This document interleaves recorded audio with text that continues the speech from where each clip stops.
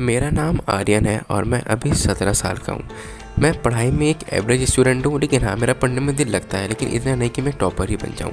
हम लोग सीधे साधे नॉर्मल लोग हैं। मेरे पापा, जिनका नाम विक्रम है, वो एक सॉफ्टवेयर इंजीनियर है, और मेरी मम्मी जी, जिनका नाम मीरा है, वो एक फ्रीलांसर राइटर है। हम लोग खुशी खुशी रहते हैं। हमारी फैमिली अच्छी खासी इंजॉय और खुशी रहती है। लेकिन जो मेरे पापा की कंपनी है और मेरे जो पापा हैं, वो दोनों ही हार्ड वर्किंग है। सीरियसली मेरे पापा मेरे साथ बहुत कम टाइम बिता चुके हैं, लेकिन ऐसा भी नहीं कि बिल्कुल ना के बराबर। लेकिन जब भी वो ज़्यादातर भाग रहे हैं अपने काम के सिलसिले में, उनको एक जगह से दूसरी जगह शिफ्ट करना पड़ता है। लेकिन हाँ, मेरी मम्मी और मेरा रिश्ता बहुत ही क्लोज वाला है। हम लोग बहुत सारी बातें एक दूसरे शेयर करते हैं, क्योंकि इवेंचुअली वही एक मेरी फ्रेंड है। लेकिन मेरे पापा भी अच्छे हैं। जब वो घर पे आते हैं डिनर के बाद, वो ज़्यादातर समय अपना मेरे साथ ही बिताते हैं। तो ये बात है सन 2019 की, जब हम नए नए अपने पापा के कंपनी के ज़रिए से असम के एक राज्य में शिफ्ट हुए थे। वहाँ पे जो घर था, अपार्टमेंट था, उसका नाम था अपार्टमेंट 13B। वो एक अच्छा अपार्टमेंट था, 3 लोग रहने लायक, बहुत अच्छा था। अच्छे वहाँ पे फ्लोरिंग थी, अच्छा मार्बल था। हम लोग वहाँ पे उसका फर्नीचर वगैरह देख के काफ़ी सेट हो गए थे। और ऑब्वियसली पापा की सैलरी अच्छी थी, तो हम लोग उसमें रेनोवेशन भी करते रहते थे, क्योंकि मम्मी और पापा साथ मिलकर काम करते थे और वो घर चलाते भी थे। मैं वहाँ पे स्कूल में जल्दी खुल मिल गया, क्योंकि वहाँ पे एडमिशन लेना मुझे कोई बड़ी बात नहीं लगी। वहाँ पे मेरे कुछ ज़्यादा फ्रेंड्स नहीं बने, क्योंकि मैं थोड़ा इंट्रोवर्ट इंसान हूँ।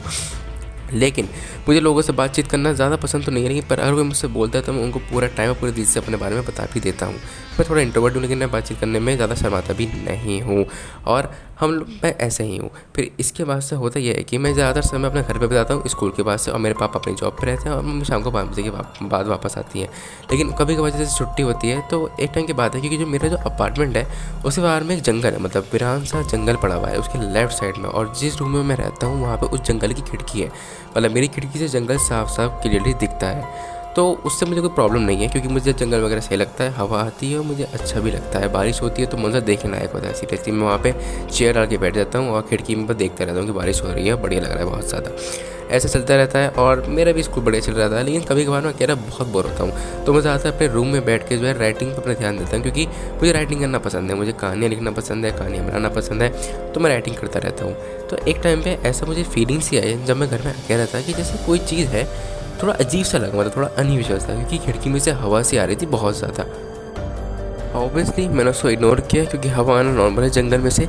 लेकिन उस टाइम पे बहुत घनी धूप थी और हवा का मतलब बन भी नहीं रहा था, क्योंकि पत्ते वगैरह भी नहीं हिल रहे थे। लेकिन मैंने उसको इग्नोर कर रहा था, क्योंकि मैं बहुत ही अच्छी स्टोरी लिख रहा था मैंने खुद से अपनी बुक में।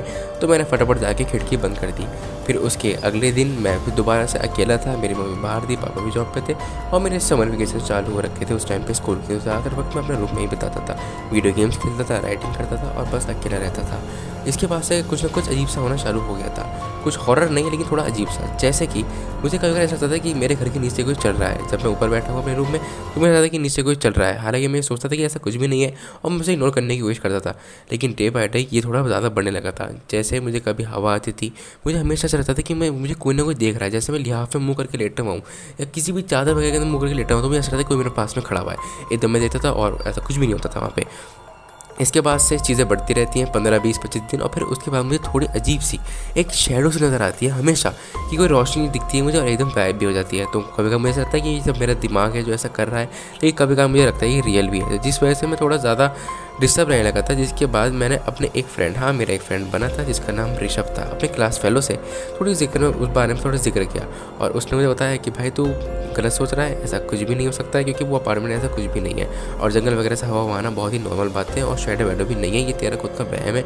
एक तरह का देखा जाए तो एक साइकोनेस टाइप सा है जो तू ये अब लग रहा है कि इस घर में है। और उसकी वजह से सच बताऊँ तो मैं कन्विंस तो हो गया था, लेकिन मुझे थोड़ा डाउट था।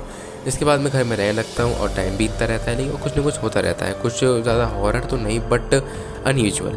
वही जो मैं आपको बता रहा था कि मुझे शेडोज़ दिखती हैं। कभी कभार एक शेडो दिखती है और एकदम गायब हो जाती है। जैसे मैं नोटबुक कुछ लिख रहा हूँ, उसके बाद मैंने एकदम शेडो देखा, एकदम गायब भी हो गई। तो ऐसा कुछ जैसे कुछ प्रेजेंस है इस घर में। इसके बाद मैंने अपने मम्मी पापा को ज़्यादा नहीं बताया, क्योंकि ऑब्वियसली वो परेशान होते थे। मैंने सीधा अपने घर के पास वाले मंदिर, हाँ हम हर मंगलवार को वहाँ दर्शन करने जाते थे, तो मैंने वहाँ पे जाके अपने एक पंडित जी से, जिनसे मैं प्रसाद लिया करता था, उनसे थोड़ा इस बारे में जिक्र किया, और उन्होंने मुझे बताया कि ऐसा हो नहीं सकता, क्योंकि ये सही नहीं है, ऐसा कुछ भी नहीं होता है। लेकिन तुम्हें जब भी अगर ऐसा लगता है तो एक बार हम उन रिचुअल वालों को भेजते हैं जो उतार चढ़ाव करते हैं, एक बाबा टाइप। तो वो अगले दिन मेरे पापा घर पे आए, और ये बात तब मैंने अपने मम्मी और पापा को बता दी थी कि मेरे को लगता है कि इस घर में कुछ है, मेरे रूम में कुछ है। तो मेरे पापा इस बात को सीरियसली ले रहे थे। उन्होंने कहा चलो ठीक है, तुम पंडित जी को ले आए हो तो इनको दिखाई दो।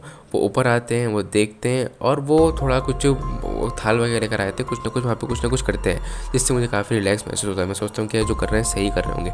इसके बाद वो चले जाते हैं, वो बताते हैं कि इस घर में ऐसा कुछ भी नहीं है और तुम बेफिक्र होकर इस घर में रह सकते हो, ऐसा कुछ भी नहीं, जिसके बाद से मुझे काफ़ी रिलैक्स महसूस होता है। मेरे मम्मी पापा भी बहुत खुश होते हैं, मुझसे पूछते हैं कि तुम्हें ऐसे क्यों लग रहा है, लेकिन तब मैं उनकी बातों को इग्नोर करता हूँ और उनको थोड़ी मोटी छोटी मोटी कहानी समझा देता हूँ और इसके बाद मैं काफ़ी रिलैक्स रहने लगता हूँ। फिर इसके बाद से 1-2 दिन बाद मुझे दोबारा से वही महसूस होना शुरू हो गया था जो मुझे पहले हो रहा था, लेकिन इस बार थोड़ा ज़्यादा, क्योंकि मुझे ऐसा रहता है कि जैसे मैं कुछ अपने किचन में गया हूँ, नूडल वगैरह बना रहा हूँ, ऐसा रहता है कोई शेडो दोबारा मेरे साथ में खड़ी हुई है। अगर मैं रूम में जा रहा हूँ तो मेरे साथ कोई मेरे साथ जीने पे चढ़ रहा है। तो ये थोड़ा ज़्यादा होने लगा था, इसकी वजह से मैं डरने लगा था। और अब मैं पंडित जी सबको डरना चाहता था क्योंकि अब वो मेरा मजाक उड़ाते, वो लोग सोचते कि क्या है। और मैं टीचर से भी इस बारे में बात नहीं करता क्योंकि उसको वो तो मुझे पागल कर चुका, उसको लगता है कि सब मेरा दिमाग है जो ऐसा कर रहा है। तो इसके बाद से मैं बहुत ज़्यादा अलर्ट रहने लगता हूँ। मेरा सेंस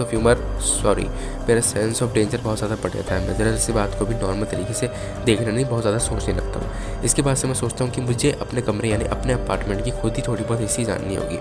उसके लिए बहुत सिंपल रास्ता तो नहीं था, लेकिन मैंने होशियारी दिखाई।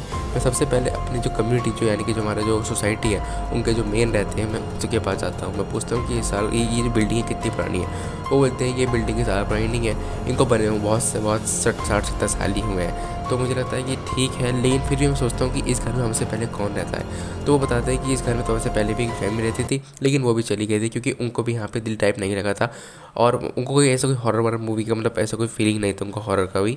तो वो लोग ऐसे चले गए थे, शिफ्ट कर रहे थे। मतलब ये जो फ्लैट में जहाँ मैं रहता हूँ अपार्टमेंट में, वहाँ लोग शिफ्ट करते रहते हैं क्योंकि वो ऐसे ही है। जहाँ मैं रहता हूँ वो जंगल है, तो मतलब लोगों को ज़्यादा पसंद आता नहीं है क्योंकि मेरे पापा भी मजबूरी की वजह से वहाँ पर रह रहे थे। लेकिन हमें जगह पसंद होती, लेकिन हमारे दिमाग में ये बात हमेशा से थी कि जैसे ही मौका मिलेगा हम इस जगह को छोड़ के ज़रूर जाएंगे।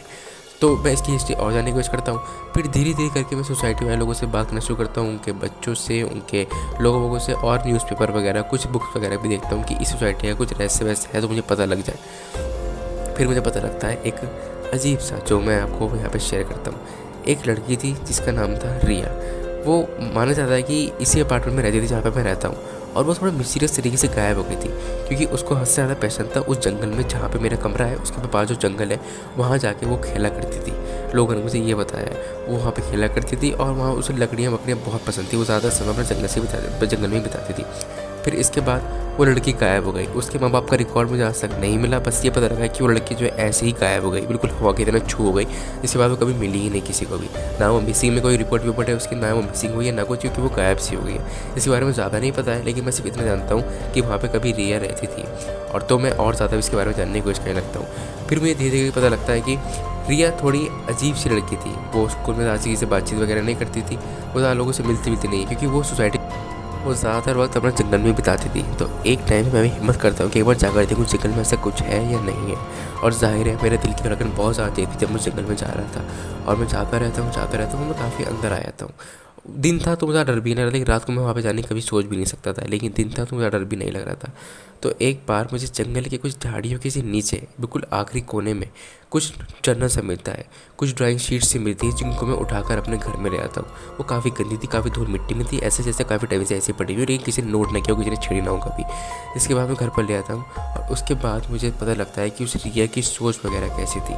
वो जो लड़की ने पेंटिंग बना रखी थी बहुत ही डिस्टर्बिंग्स थी, एलियन टाइप्स, लोनलीनेस टाइप, मतलब अकेलापन उसको बहुत काट रहा हो, जैसे उसको कोई ऐसा लगता था जैसे कोई उसका दोस्त नहीं है। वो बहुत ही लोनली लड़की थी। उसकी जो पिक्चर्स देख के, मतलब जो उन्होंने बना रखी थी, उनको देख के मैंने अंदाज़ा लगाया है कि वो एक डिप्रेस्ड लड़की थी। मतलब सीरियसली उसका कोई फ्रेंड वगैरह नहीं था, कोई सोशल सर्कल नहीं था, वो अकेले रहना पसंद करती थी, ज़्यादातर वो जंगल में रहती थी। वो मुझे ऐसा पता लगा कि ज़्यादातर उसकी जो पेंटिंग्स थी वो जंगल की ही थी।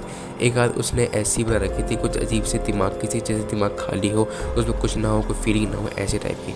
तब से मुझे एहसास हुआ कि शायद रिया ही है जो मुझे ऐसी लगती है। हालांकि मैं गलत हो सकता हूँ, लेकिन मुझे ऐसा लगता है कि शायद रिया ही है जो मेरे रूम में आती वगैरह है। रूम में आती है या मेरे घर में है मुझे नहीं पता, लेकिन मुझे उन्होंने कभी नुकसान नहीं पहुंचाया। बस प्रेजेंस ही महसूस होती है मुझे उस घर में, कि जैसे कोई छाया है जो गायब हो जाता है, कोई शायद हम गायब सा हो जाता है। और रिया से मुझे इमोशनल से कनेक्शन सा हो गया है, और मैं अब अपने घर को बदलना भी नहीं चाहता हूँ। जब तक रह रहा हूँ खुशी खुशी, क्योंकि इतना कुछ ज़्यादा नहीं होता है। लेकिन हाँ, मुझे ये जानकर अच्छा लगा कि जिसको मैं मतलब समझ रहा था क्या निकलेगा, वो एक ऐसी लड़की निकली थी जो काफ़ी परेशान थी, जिसको प्यार की ज़रूरत थी, क्योंकि वो अकेली थी, उसे पैशन की ज़रूरत थी।